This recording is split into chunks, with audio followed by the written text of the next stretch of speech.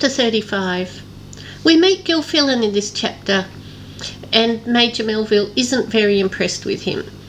At the end of the last chapter, they were eating, and they got up from the table when they heard the approach of the troop with the drums.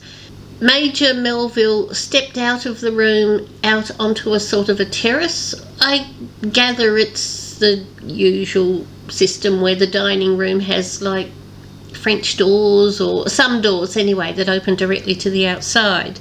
So he stepped out there onto his veranda, and the road must run right past it because Gilfillan and his men are just heading along the road to them. Now, I've said that, but since apparently he had sent a letter to Gilfillan, maybe this is all happening in the grounds of his house. The estate of Canvrecken wasn't described in much detail. I don't know. But he stepped outside his house. Gilfillan and his men are coming down the road.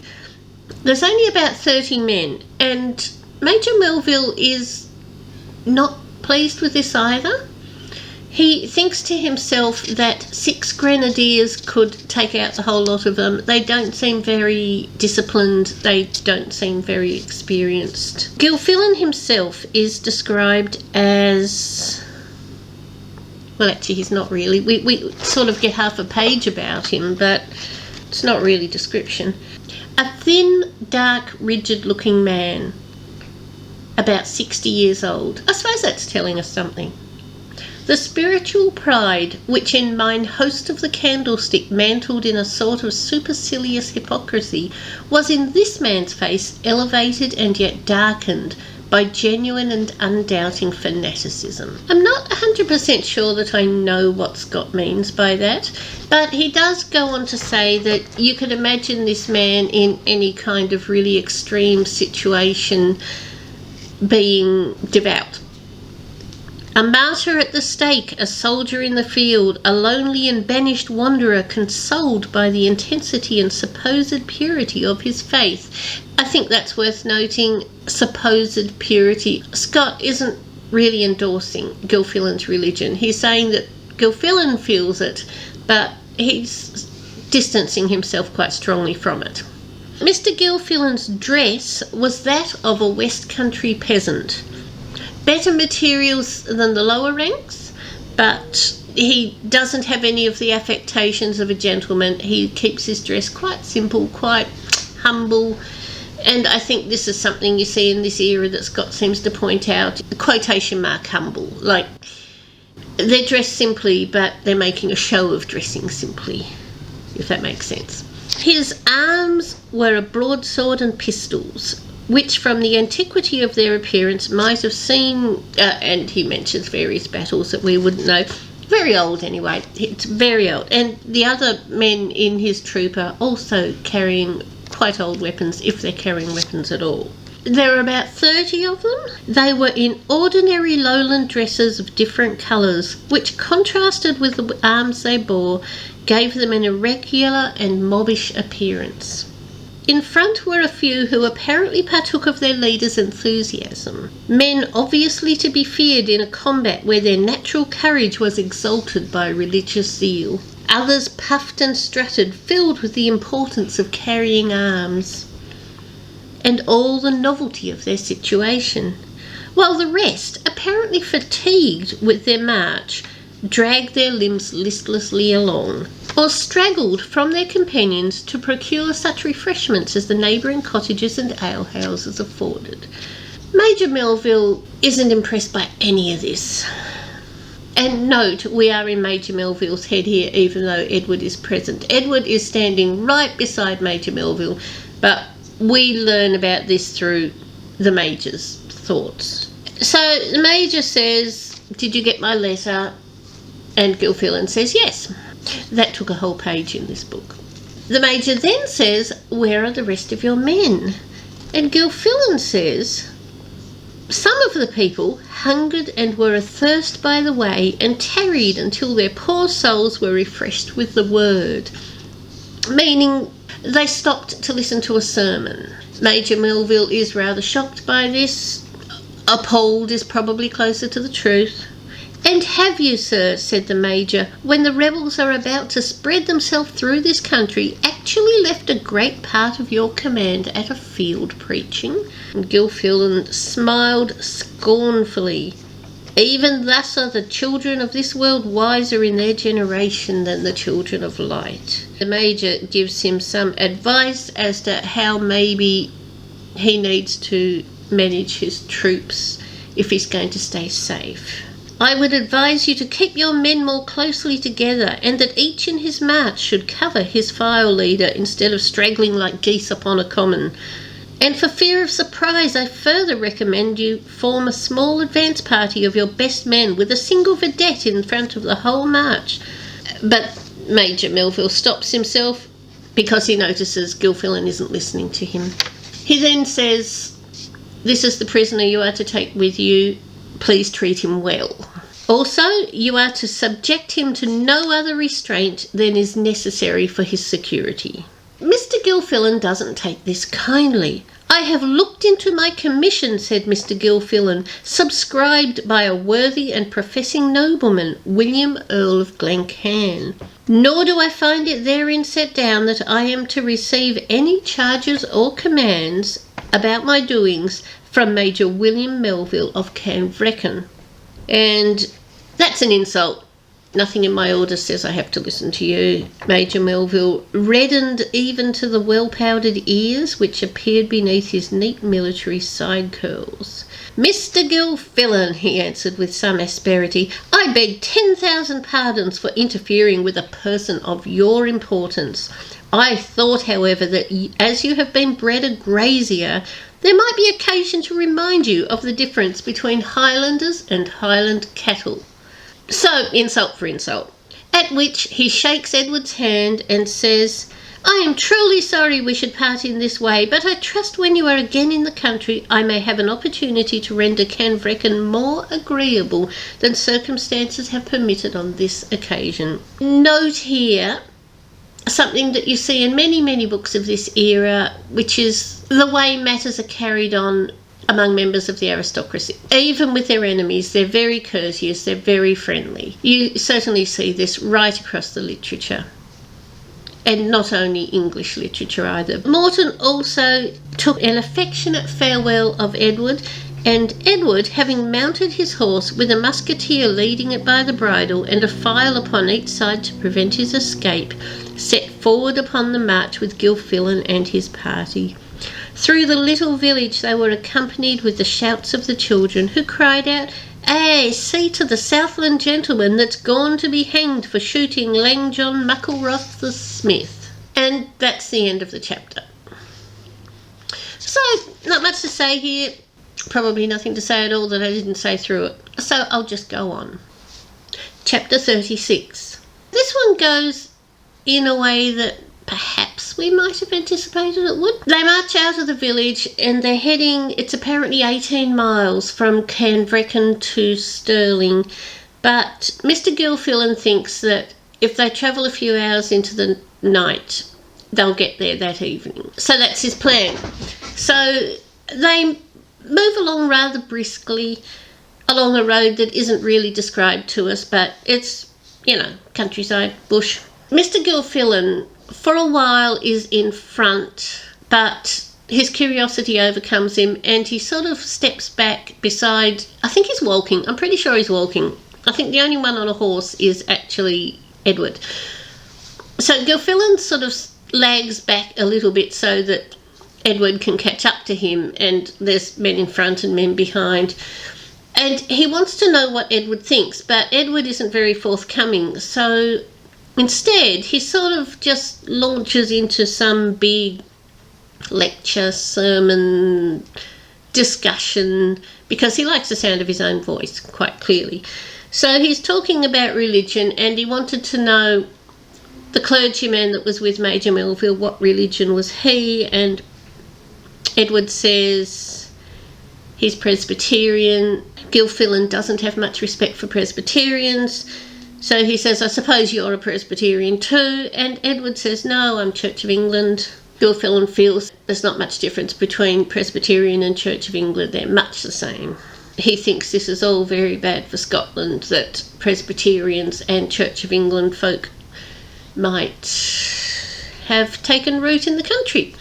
Edward doesn't respond to this. Edward just sort of rides silently and doesn't even really listen, but Mr. Gilfillan doesn't mind that. He just carries on and talks. There's a little bit of the talk that he says. Is it wonderful, I say, that you, sir, and other sick-like unhappy persons should labour to build up your old Babel of iniquity, as in the bloody persecuting saint-killing times?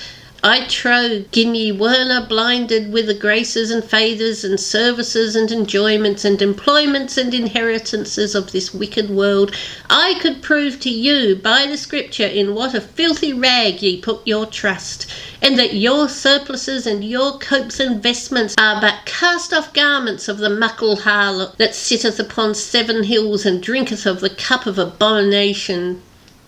And that's a taste of it. It goes on. Scott puts a fair bit of this in here. Edward tunes it all out. He just rides quietly along on his horse.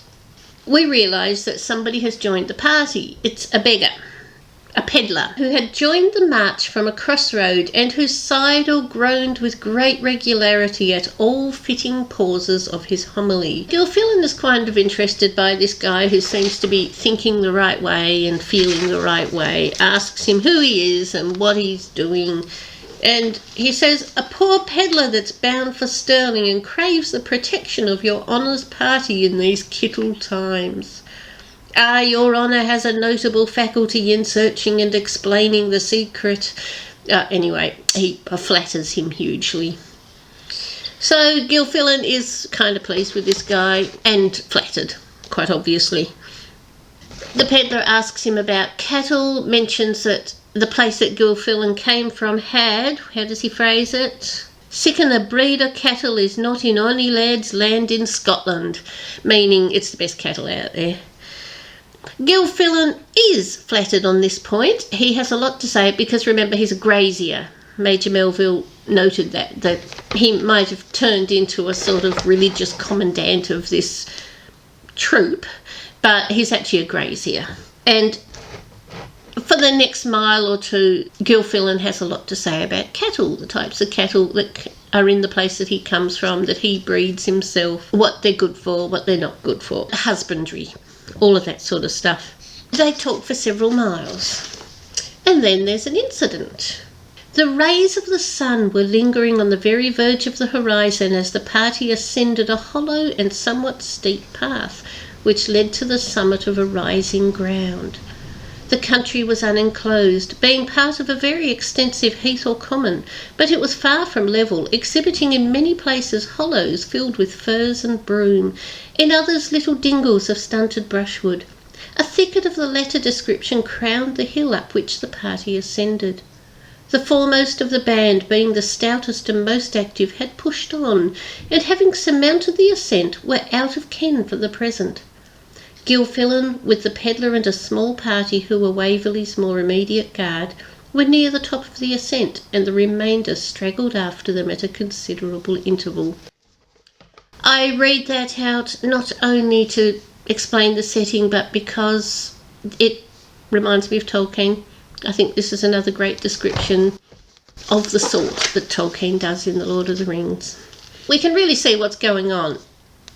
Gilfillan's troop have kind of separated. They're straggling along this road.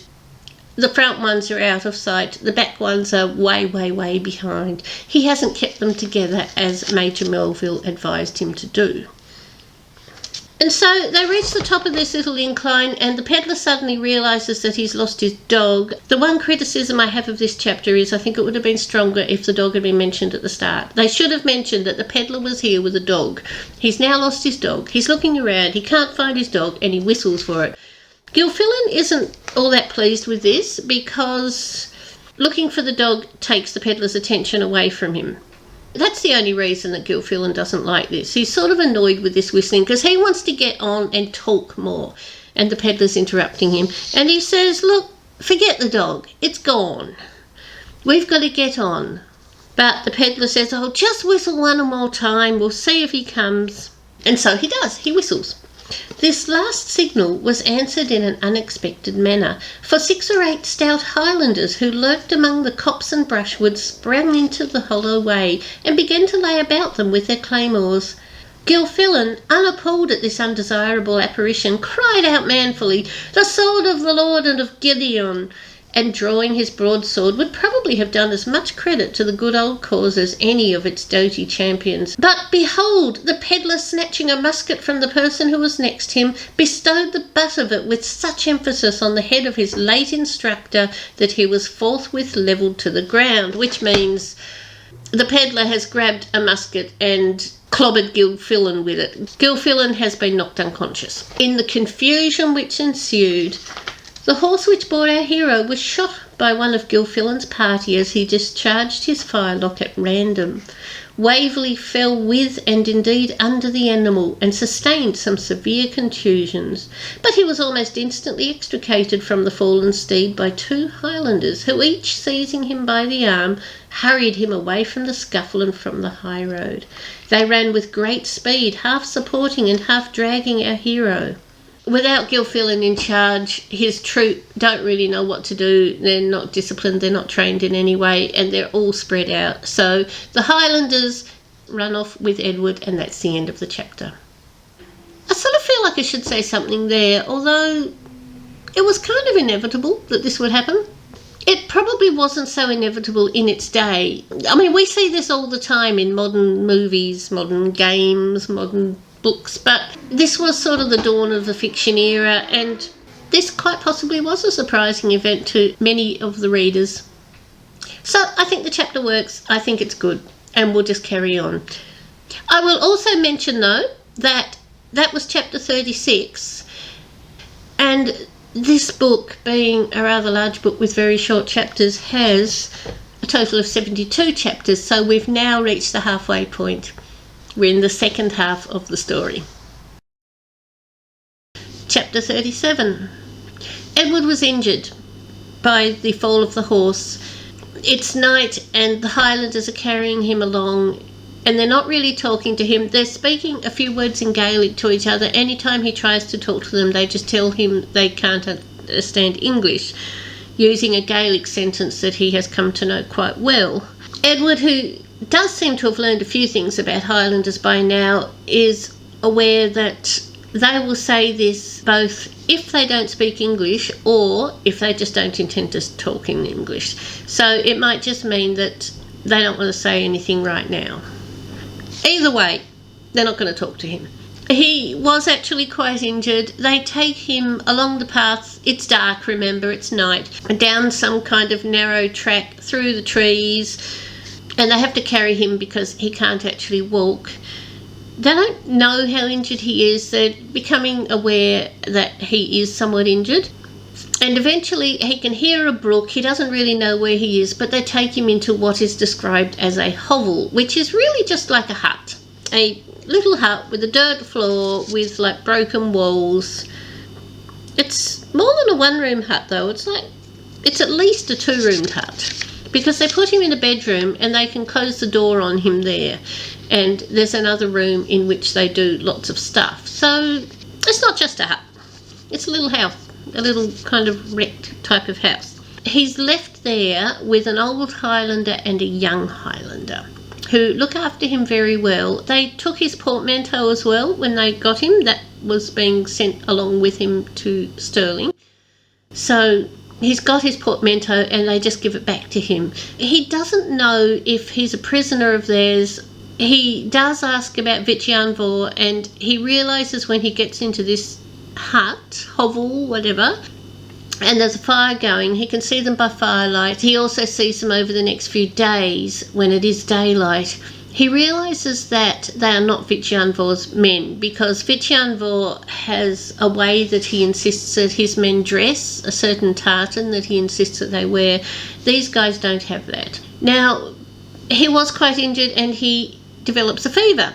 So he's here for a couple of days with fever. He's not really aware of what's going on, but they look after him. There's an old woman here. They call her an old Sybil. That's lowercase s for Sybil. That seems to be just a word for an old woman. She looks after him. When he comes out of his fever, it's about day 3 or 4, at which point he asks questions. Nobody will answer his questions. They sort of make it clear that they're looking after him. They don't mean him any harm, but at the same time they want him to stay in the bedroom, and they keep shutting the door on him. He tries to open the door so he can look out and see what they're doing in the next room. They keep shutting the door. His continual opening of the door leads them in the end to put a nail in the door so that he can't open it, because Edward never could take a hint. At this time, he just has to sit there and wait, and he only sees people when they bring him food. There's a fantastic bit of description. I like this place. It sort of reminds me of one of my grandparents' places, actually. When I was a young child, I had grandparents that lived in a very isolated place, in a house that actually only had electricity in a couple of rooms. I think it might have been a great-grandparent, actually. There's something about a house that doesn't have electricity. I don't know, there's a different feel to it. There's a different sense of stillness in it. Here he is in this beautifully still place, bored to tears, not quite well enough to do anything yet, but now well enough to think and wonder and want to be doing something. Now that he's getting better, he remembers that there was a girl appeared, a young woman. Of course, his mind immediately leaps to thoughts of Flora, but it does occur to him that this is a very unlikely place for Flora to be. This is in the lowlands, and since he's just escaped, you can imagine there's probably people looking for him. It would be very dangerous for Flora to be here. He doesn't say it, but I couldn't imagine Fergus allowing Flora to be here either. But he is hearing a girl's voice every so often on the other side of the door, and he really wants to know who it is. He eventually finds a weakness in the wall, because this old house is sort of falling down, and he manages to make a little hole in the wall through which he can see her. He doesn't really identify her, but he does recognise that no, she doesn't look anything like Flora. He only sees her from the back. The wall between his room and the kitchen, that is. But they hear him sort of burrowing out this little hole. The girl vanishes and doesn't come back. And then we get this description of the place, which kind of appeals. Whenever Edward approached the cottage door, the sentinel upon duty civilly but resolutely placed himself against it and opposed his exit, accompanying his action with signs which seemed to imply that there was danger in the attempt, and an enemy in the neighbourhood. Old Janet, that's the woman, the old woman, appeared anxious and upon the watch, and Edward, who had not yet recovered strength enough to attempt to take his departure in spite of the opposition of his hosts, was under the necessity of remaining patient. His fare, that is the food he was given, was in every point of view better than he could have conceived, for poultry and even wine were no strangers to his table. The Highlanders never presumed to eat with him. His sole amusement was gazing from the window, or rather the shapeless aperture which was meant to answer the purpose of a window, upon a large and rough brook which raged and foamed through a rocky channel, closely canopied with trees and bushes, about 10 feet beneath the site of his house of captivity. He's there for 10 days in the end, and at the 10th day they deem him well enough to move. As he sat in the smoky hut at some distance from the fire, around which the others were crowded, he felt a gentle pressure upon his arm. He looked round. It was Alice, the daughter of Donald. She showed him a packet of papers in such a manner that the motion was remarked by no one else, put her finger for a second to her lips, and passed on, as if to assist old Janet in packing Waverley's clothes in his portmanteau. It was obviously her wish that he should not seem to recognise her. Yet she repeatedly looked back at him, as an opportunity occurred of doing so unobserved, and when she saw that he remarked what she did, she folded the packet with great address and speed in one of his shirts, which she deposited in the portmanteau. A little while later she leaves, acting as if she doesn't know him, but just as she's fading out of view, she looks back and gives him a parting smile and nod. And then she's gone. The young Highlander was repeatedly dispatched by his comrades as if to collect intelligence. At length, when he had returned for the 3rd or 4th time, the whole party rose and made signs to our hero to accompany them. Before his departure, however, he shook hands with old Janet, who had been so sedulous in his behalf, and added substantial marks of his gratitude for her attendance. That means he paid her some money. "God bless you, God prosper you, Captain Waverley," said Janet in good Lowland Scotch, though he had never hitherto heard her utter a syllable save in Gaelic. But the impatience of his attendants prohibited his asking any explanation. And that's the end of the chapter. Once again, I don't have many comments to make. It's action again. It's good to see some action. I feel very slightly as if we're taking a backward step. It's like, in a way, I was actually looking forward to Edward reaching Stirling Castle and having to deal with this accusation that's been placed before him. And instead, he's suddenly been whisked back into the Highland world. I now trust Scott enough to feel that he has some plan and that everything that's gone before was for a point. But at the same time, he has no objective. It's like the earlier part in the story. He is just being whisked along. He doesn't know where he's going. He's not quite a prisoner, but almost. And I'm sure Scott gets there later on in later books. But, when you are writing a story and you have this sort of situation, you do need to devise some kind of plan for your hero to be focused on. So, if you were writing this in the modern day, you'd probably have Edward, say, focused on escape maybe, or focused on even just listening very closely to all of these people around him to see if he can deduce who they are and where they're going and try to identify them maybe as Donald the Bandit's men. Whatever it is, you'd have that written in here. You would have Edward sort of looking in their faces. There'd be a minor stated objective so that we, the reader, can focus on something. We've got something to look forward to in the next chapter. We've got something to wait and see if he achieves it. Whereas we don't. He's just getting whisked along by strangers who haven't really been described to us because these are just Highlanders.